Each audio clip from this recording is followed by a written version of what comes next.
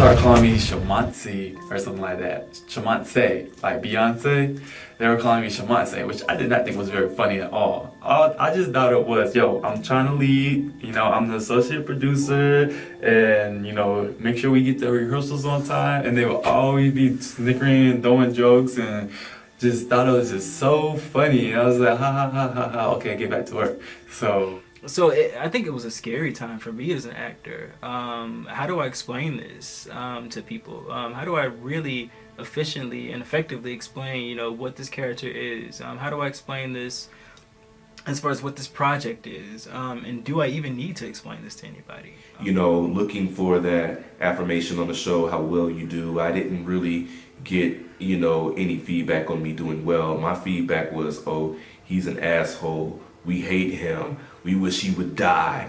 He's so ugly. You know, all this stuff or whatever. Just negative things only because, you know, Alonzo represented Tony, and anything that they could say that was negative that represented Tony, they would say. And it took a long time for me to separate the two. That alone took us to a morale of that we're really doing what we need to do. We're here and we're not going anywhere.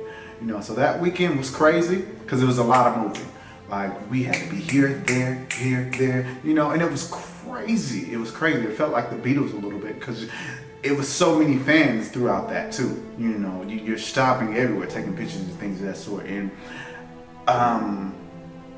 to be an actor, that's a dream at the same time.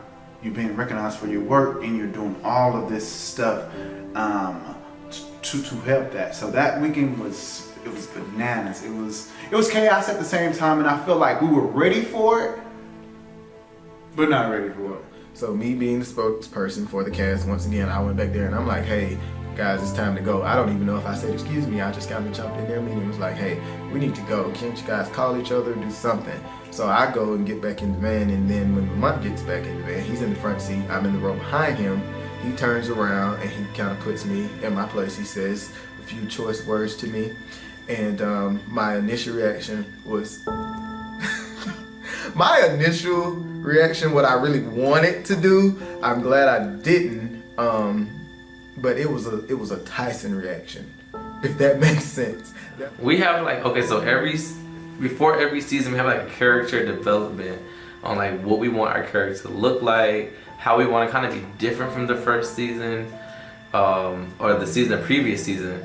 And we decided that for season 2 that Chad should go through something where he decides to grow his hair. And we did it. We grew my hair.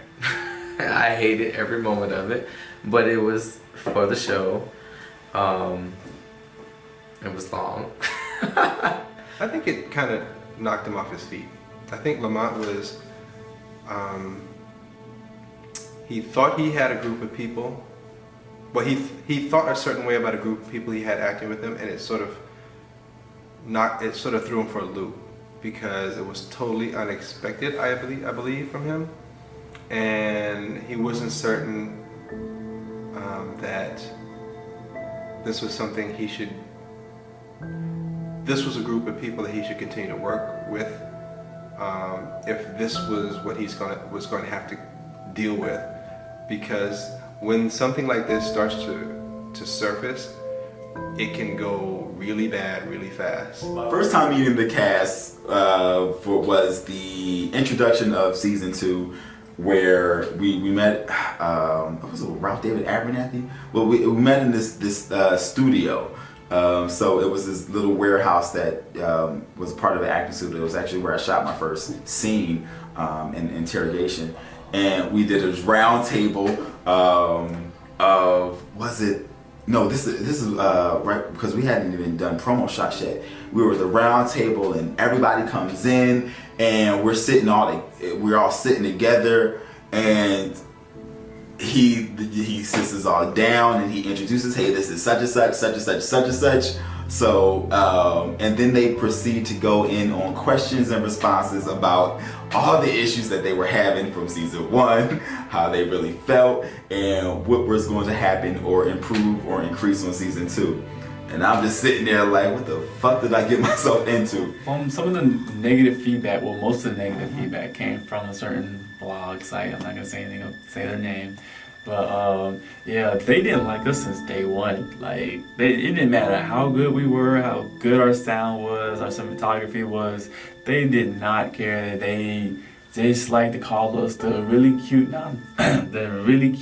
non-talent cast, and they just would go in and dissect everything about us, and just. It wasn't really cool.